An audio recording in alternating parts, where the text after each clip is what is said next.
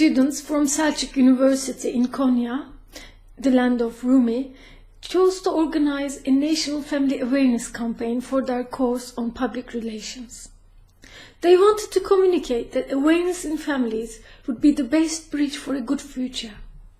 They asked my help about how they could formulate a way for increasing awareness in families and how children could be placed in such an endeavor.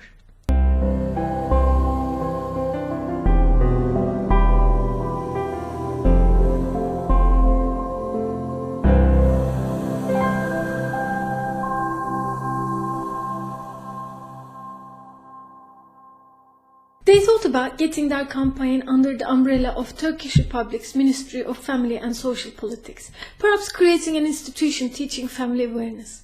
They thought there could be a phone line helping families with their kids. Their target group is families with 0 to 12-year-olds.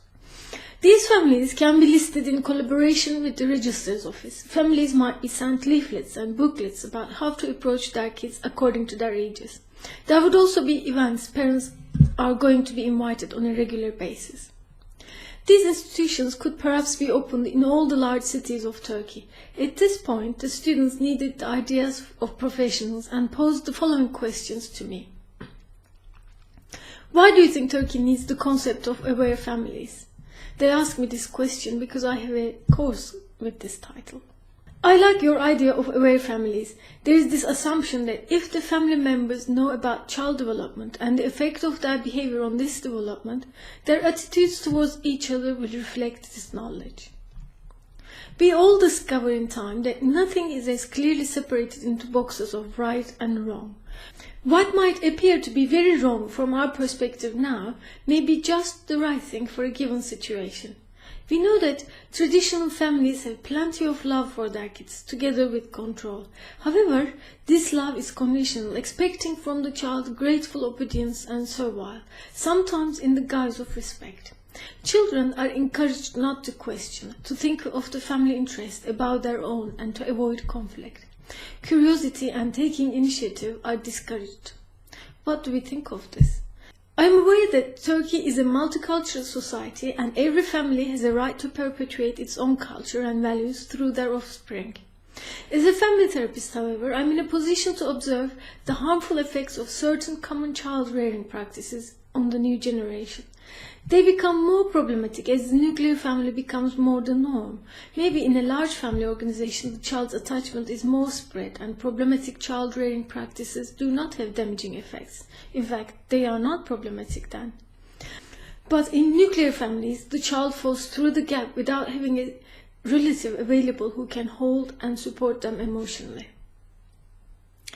I identify humiliating, comparing and criticizing as the three most common harmful behaviors. Of course, physical and verbal violence are the ultimate humiliations. Many parents are unaware that individuals who struggle with such problems as alcohol and drug abuse, obsessions, exam anxiety or panic attack are raised by parents who regularly commit these mistakes. Even though awareness does not always lead to behavioral change, it's a start. The students asked me the following question: how can we bring the aware families' ideas into the family life? Here is my response. Families are dynamic systems attempting to balance two forces.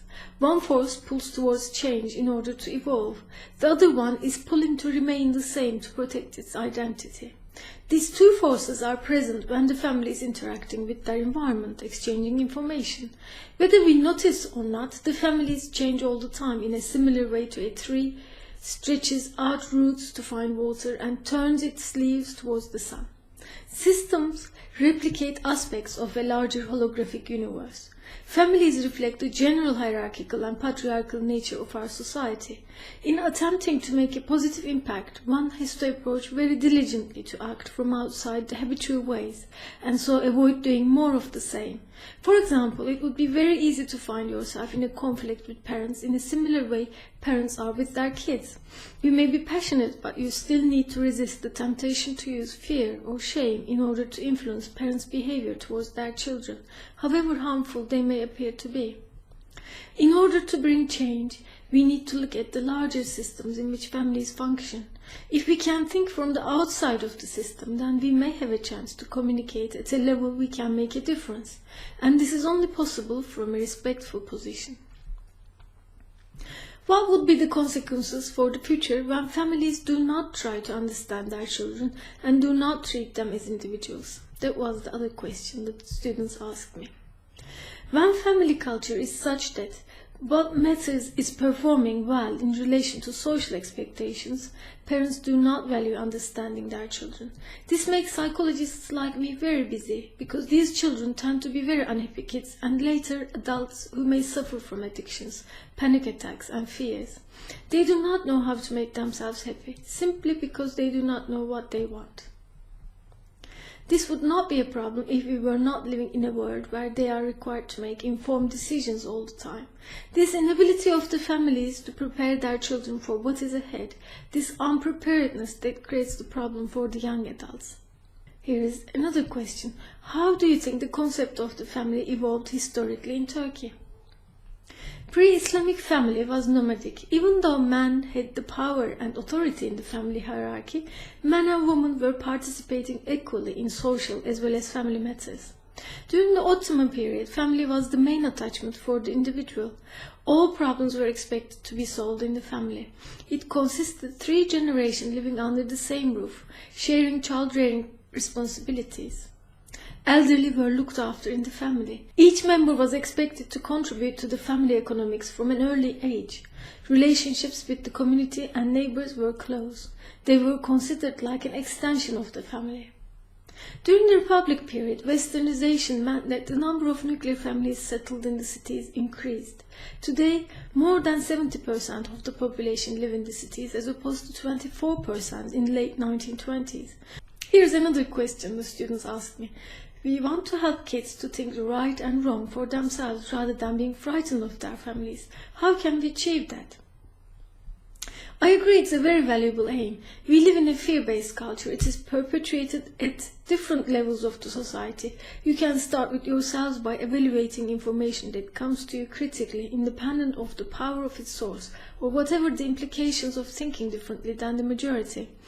As a young person, I know you have ideals to which you aspire, and that is wonderful.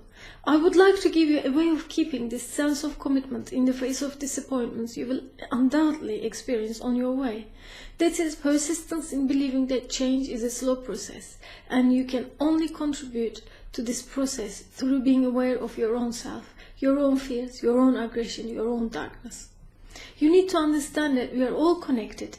Judging anybody or any behavior is not recognizing, making yourself blind to it in yourself.